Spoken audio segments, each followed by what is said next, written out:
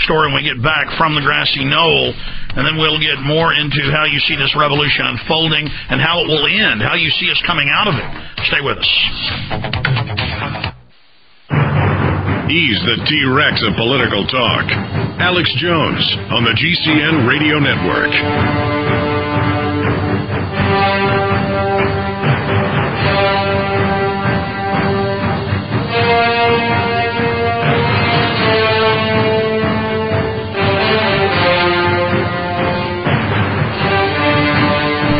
One of the top trend forecasters in the world, Gerald Celente.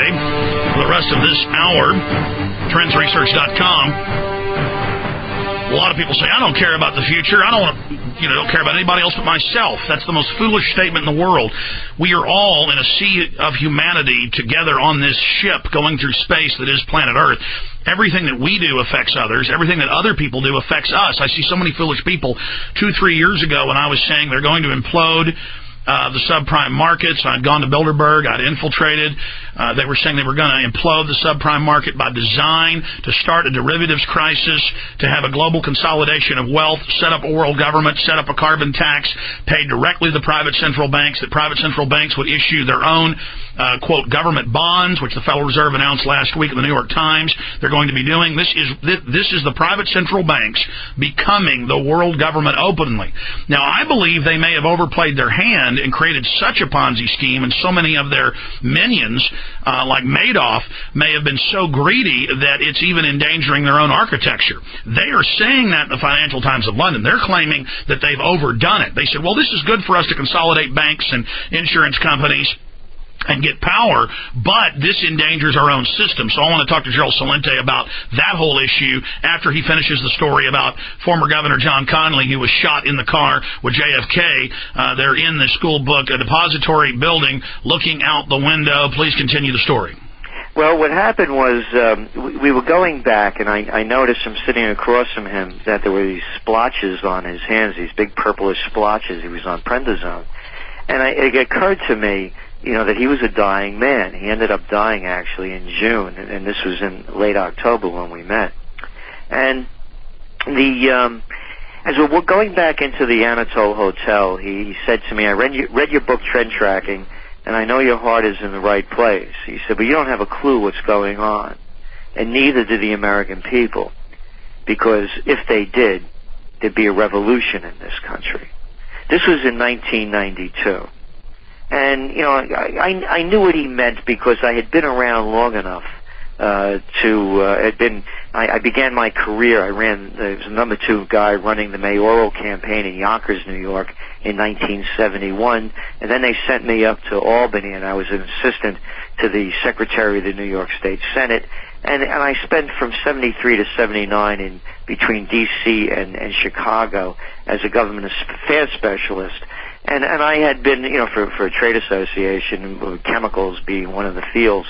So I had been around long enough to spend time with Ronald Reagan, and I knew what the story looked like. So when Connally said that to me, it didn't come as a shock. And I wondered, when would it happen? And now the when is now. Absolutely, and NAFTA and GATT, everything designed to destroy the middle class, to put all power, not a free market economy, not a vibrant economy, because that's not good for monopolies, at the expense of the economy, at the expense of the public worldwide. These internationalists have done everything they can to destroy the real economy and transfer everything into the fiat Las Vegas economy. Now, expanding on that, when we first came into the segment, I made the point that they stated, the financial elite stated that they were going to engineer a worldwide collapse to consolidate things. They would then pose as the saviors and bring in open world government as the solution. But now it appears that they are mismanaging things and that this is spiraling out of control. Can you speak directly to that, A? And then B, we've seen a flotilla of hundreds and hundreds. The media is festooned with the Wall Street Journal, the Financial Times of London, the French news agency, Canadian papers saying, yes, we're in a world government. Yes, it's tyrannical for your own good. Yes, we're going to use troops on you. Yes, we want to take your guns, but it's for your own good. So A, Is it out of their control now? And B, why are they trumpeting world government now? It's totally out of their control. As I said, if there's an Illuminati, the Unluminati are the people that are in control right now. Just let's look at the players. For example, we'll look at in the United States. I mean, who are the congressional leaders? Well, on the Democrats, you have what? You have Pelosi, Reid, you have Barney Frank, Christopher Dodd, Biden. And on the Republicans, what do you have? Bonner, who else? Who's a big-name Republican at this time? I mean, how about Laurel and Hardy and Abbott and Costello? Where do they fit in? I mean, look at these people. Does anybody out there think that these politicians are smarter than them? Look at Bernanke. I mean, he looks like a sad beagle, this guy. What brains are out there? Look at Paulson. Think of the things that he said last year. May 7th, he said that the worst of the economic crisis was behind us. I mean, one after another. So who are the people in charge? Go over to France. What do you have? Sarkozy, the little American. You have Berlusconi over in Italy. He's like a Rocky Six movie. He's been back so many times. You have Grandma Merkel over in Germany. Gordon Brown over in England. Gordon Brown, another shade of beige. You go around the world, look at the leaders. Who are these people? No, it's going to be a let them eat cake time. It's out of control. There's nothing that they can do. And as I said, and I'll say it again, when people lose everything and they have nothing to lose, they lose it. So, for example, we're seeing all these massive firings going on. How are people going to afford to pay their mortgages, to pay their insurance? They're not going to. And this is beyond the pale of any belief. They're raising taxes across the board, property taxes, school taxes.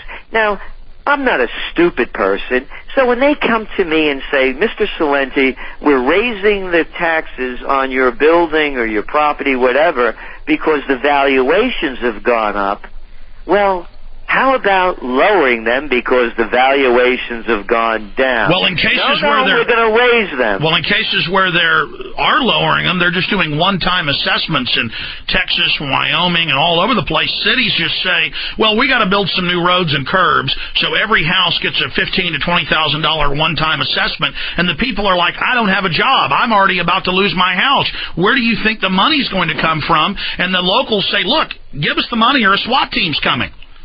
Well, and again, this is where we're going to have the breakdown, because people, when you don't have it, you can't squeeze more out of it. People are going to become very ugly and very violent. The ads that you're running on your show for lasers and other kinds of things are going to be, survival's going to be a big business. I'm a close combat martial artist. I've been practicing for over a quarter of a century. I'm armed. I have my SKS, and it's registered for, if anybody listening out there that thinks it's an illegal operation. I will protect myself if I have to. I haven't been put on this earth for somebody else to think that they're better than I am and can take my life. Gerald Celente, I want to run through a whole line of questioning with quick answers from you if I can, because there's so much I want to pick your brain on. But going back to my second question, why are they trumpeting that, yes, we're setting up world government, yes, we've been setting it up in secret, yes, it's anti-democratic, but it's for your own good? Well, because because it's a takeover. It's, as I said, Washington's been taken over by Wall Street. And they're going to keep saying it's for our own good, but it's not going to do any good. Again, the people that are in control, it's out of their hands. Why are they killing the golden goose? I mean, they have this system. Greedy. They have this greedy, system. and why do people get into politics? Eisenhower had a great quote. He said anybody that would want to run for president had to be crazy or psychologically, deranged. They're control freaks. Well, yeah, that's the bigger issue. They're crazy. So, he said if you're called on to serve, that's different.